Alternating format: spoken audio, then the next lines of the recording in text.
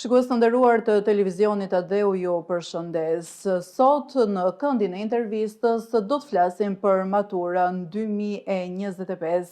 Të martën e 3 qershorit, 27.000 maturant do t'ju drejtohen bankave për të dhënë provimet e maturës. Do të vijojë nga dita e nesërme, për të vijuar më pas deri në datën 24 qershor dhe nesër do t'jetë startimi me provimin e gjuhës së huaj.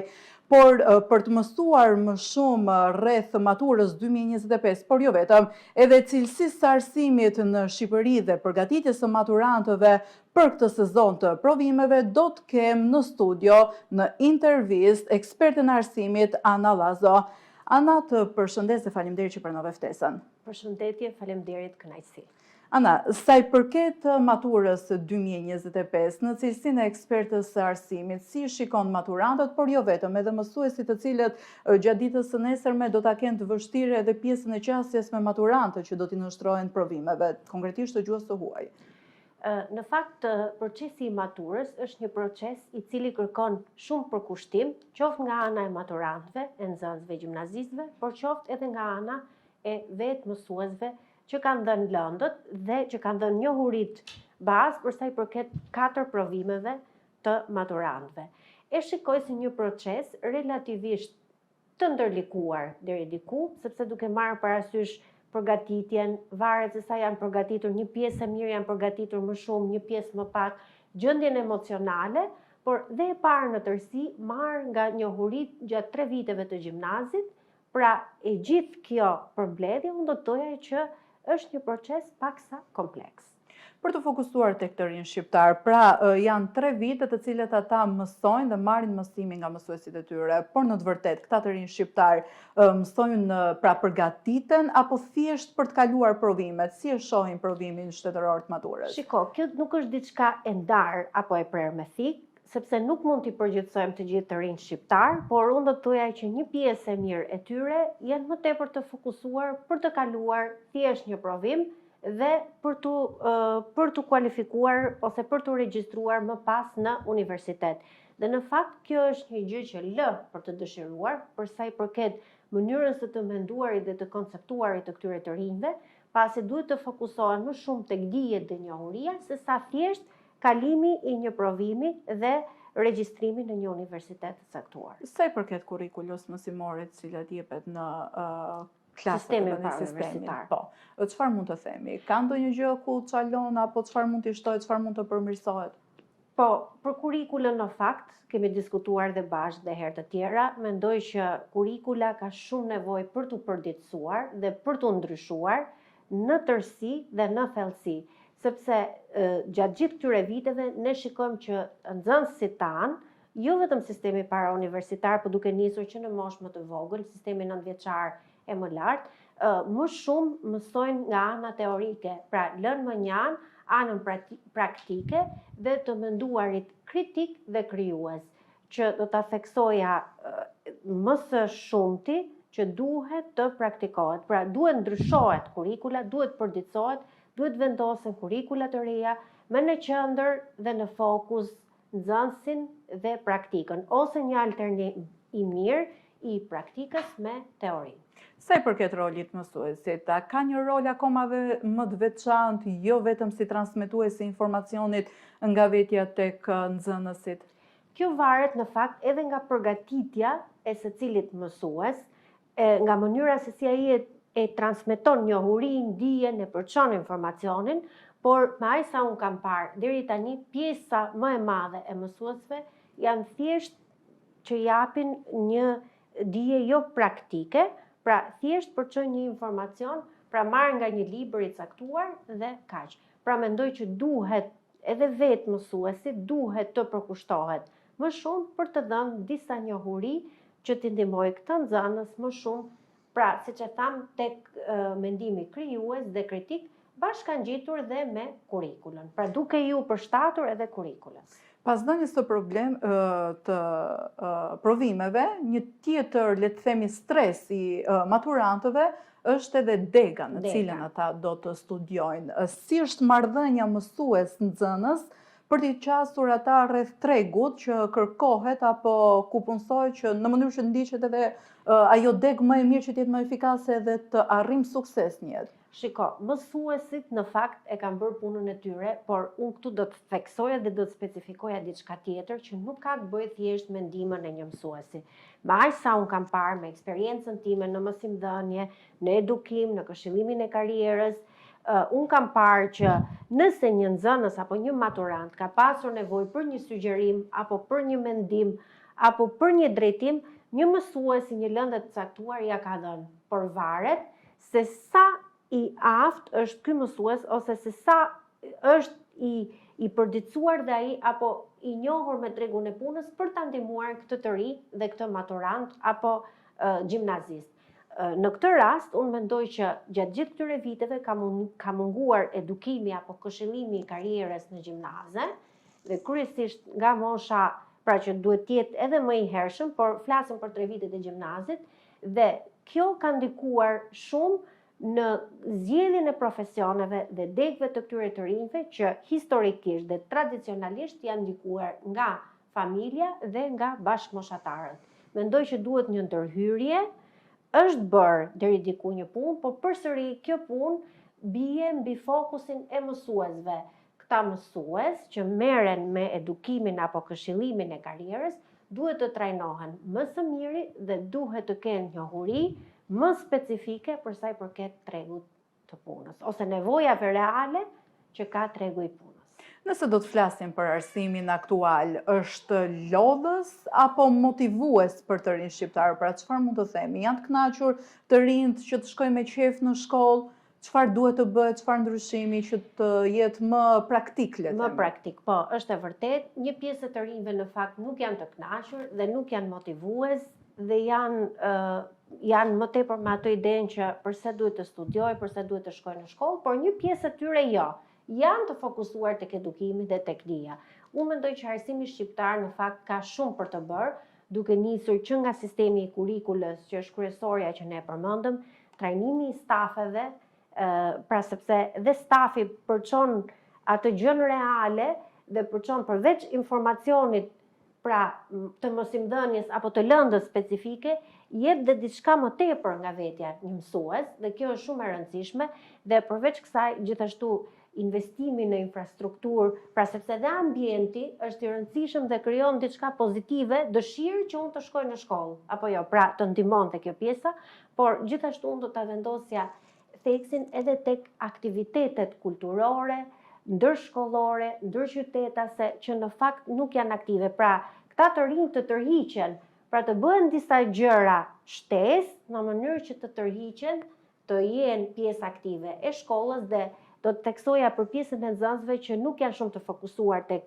mësimi, pra nuk janë nxënës me një mesatare të mirë dotoja, këta të jenë pjesë aktive më shumë e këtyre aktiviteteve jashtë shkollore ose dhe brenda shkollore ose dhe ndërqytetase, të ishte diçka shumë pozitive që të njiheshin më tepër me kulturën, me artin dhe me shumë gjëra të tjera të cilat të rinjt sot ka nevojë. Nëse do ndalemi tek aktivitetet, qoftë në brenda shkollës, por jo vetëm edhe jashtë, është futur kohët e fundit përdorimi i ChatGPT-s. Pra, është vënë theksi, qoftë edhe nga instanca shtetërore, qoftë nga kryeministri, ministri i arsimit, që ChatGPT-ja të futet në sistemin arsimor. Si shikon ti si ekspert arsimit këtë përdorim të ChatGPT-t? Pra, një inteligjencë artificiale që do t'ju bashkohet nxënësve, ndërkohë që kemi edhe të nxënit e studentëve të cilët çalojnë deri diku.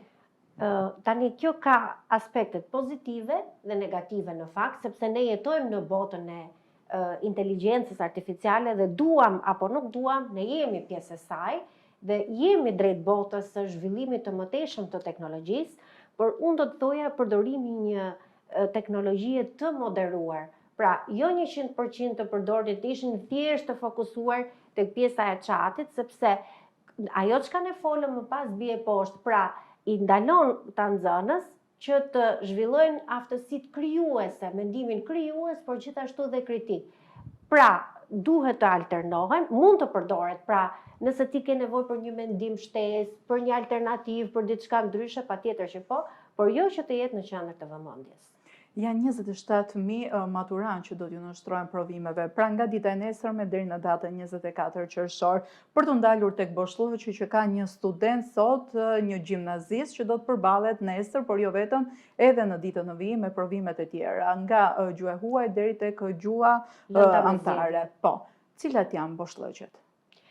Boshllëqet në fakt, eksperienca e ka treguar dhe ndër vite që janë në të shkruar, në të lexuar, pra, do me thënë të fokusohemi tek pjesa e gjuhës dhe letërsisë në fakt. Që janë baza. Po, që janë baza dhe që është shumë e rëndësishme dhe që unë e vendos tekstin gjithmonë, gjuha shqipe është ajo që ne kur nuk duhet ta anashkalojmë, pra ta largojmë nga vëmendja, por gjithashtu edhe në lëndët e tjera për sa i përket shkencave, edhe aty ka pasur goxha mangësi dhe probleme, duke parë edhe censin, jo vetëm pjesën e provimeve, por edhe censin, kemi parë pra që kam pasur probleme dhe unë mendoj që kjo është pjesë e një sistemi arsimor kompleks, i cili nuk do të fajsoja vetëm dikë, por është diçka më komplekse, sepse këtu do të përfshija për shembull edhe vetë të rinjt, apo gjimnazistët, apo dhe moshën më të vogël që janë shumë të fokusuar tek teknologjia dhe nuk lexojnë,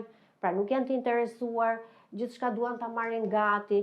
Gjithashtu edhe instancave shtetërore deri diku, edhe ata pra duhet të tregohen më të vëmendshëm, pra duhet t'i kushtojnë një rëndësi më të madhe, një financim më të shtuar për sa i përket arsimit, edhe stafeve arsimore. Pra, unë mendoj që e gjithë shoqëria duhet të investoj për të pasur rezultate të cilat mund të ndryshojnë në të ardhmen. Sistemi ynë arsimor në Shqipëri është fleksibël për t'ju përshtatur çdo lloj studenti, çdo lloj nxënësi në mënyrën e të nxënit të tij? Duke qenë se kemi kurikula akoma të vjetërsuara dhe jo të përditësuara dhe stafe arsimore të cilat kanë nevojë për trajnime të ndryshme, në lëndë të ndryshme, unë mendoj që nuk është 100% fleksibël për sa i përket mënyrës së të nxënit. Kur arsimi nuk e vendos të nxënin real në qendër, çfarë mund të themi?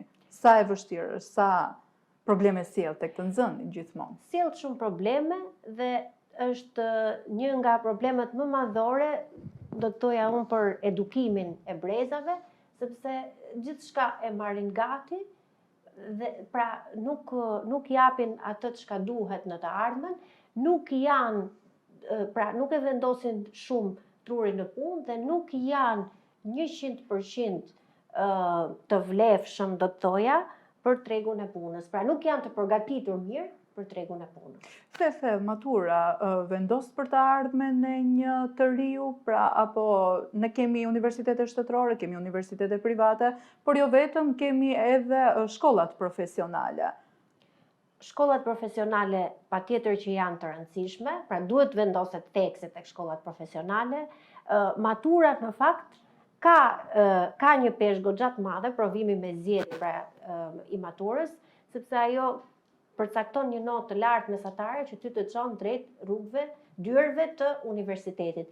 Tashmë zgjedhja është e lirë, maturantët mund zgjedhin universitetet publike apo private, ndërsa për sa i përket arsimit profesional në fakt është shumë i rëndësishëm por bëhet kjo zgjedhje në një moshë më të hershme, pra përpara nisjes së gjimnazit të përgjithshëm. Unë do ta vendosja shumë theksin tek arsimi profesional, por jo duke lënë mënjan dhe zgjedhjet në universitete. A është zbehur zgjedhja e arsimit profesional dhe kjo sipas mendimit tuaj është për shkak edhe të tregut të punës apo dëshirës së studentëve të një të riu për të ardhmen? Jo, në fakt nuk është zbehur, ka pasur një ndryshim këto 2-3 vitet e fundit, sepse po i bëhet dhe një promovim deri diku arsimit profesional dhe ekziston akoma ajo mendimi apo ideja tradicionale që këta të rinj duan, apo qoftë dhe familje duan një diplomë për fëmijët e tyre dhe vetë këta të rinj, por unë shoh dhe një tendencë në rritje për sa i përket arsimit profesional, sepse e shikojnë si një qasje drejt një rrugë më të shpejtë të tregut të punës dhe një mundësi punësimi brenda, por edhe jashtë Shqipërisë. Ana, për ta përmbyllur intervistën, cila do të ishte këshilla juaj si për studentët, por jo vetëm, edhe për mësuesit, të cilët kanë një rol të rëndësishëm, por në tërësi edhe për studentët të cilët do t'i nështrojnë nesër provimit të maturës, pra çfarë ju këshillon, qoftë edhe për provimin, por edhe për atë se çfarë i pret pas provimeve? Atëherë këshilla ime do t'ishte që të fokusohen tek dija, të ajo çka ata kanë mësuar gjatë këtyre 3 viteve të gjimnazit, mos të stresohen, të qëndrojnë të qetë, jo mendimit tek kopja, apo tek ndihma, sepse është ide e gabuar, dhe të kenë një progres drejt rrugës së ardhmes. Ajo çka i pret në të ardhmen është diçka shumë e bukur dhe duhet ta shikojnë si një hap më lart drejt suksesit, drejt studimit dhe drejt karrierës.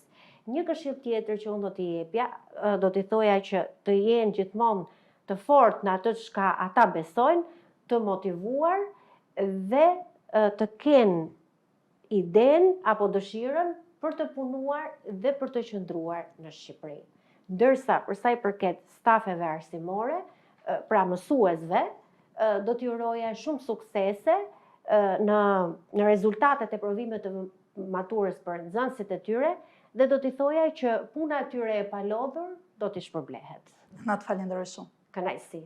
Shikues të nderuar të televizionit Adeu, ishim deri në këto momente me Ana Llazun, ekspert e arsimit, e cila foli dhe analizoi në tërësi maturën 2025, e cila ditën e nesërme do të nisë provimin e parë të gjuhës së huaj për të vijuar më pas deri në datën 24 qershor, kur do të jenë edhe provime të lëndëve me zgjedhje. Do të jenë 27.000 maturant, të cilët do t'ju nështrohen provimeve, rezultatet e të cilëve do të jenë një vendimarrje për studime, qoftë në arsimin universitar shtetëror, por edhe atë privat, pa lënë këtu duke përmendur edhe arsimin profesional. Bashkë mirupafshim.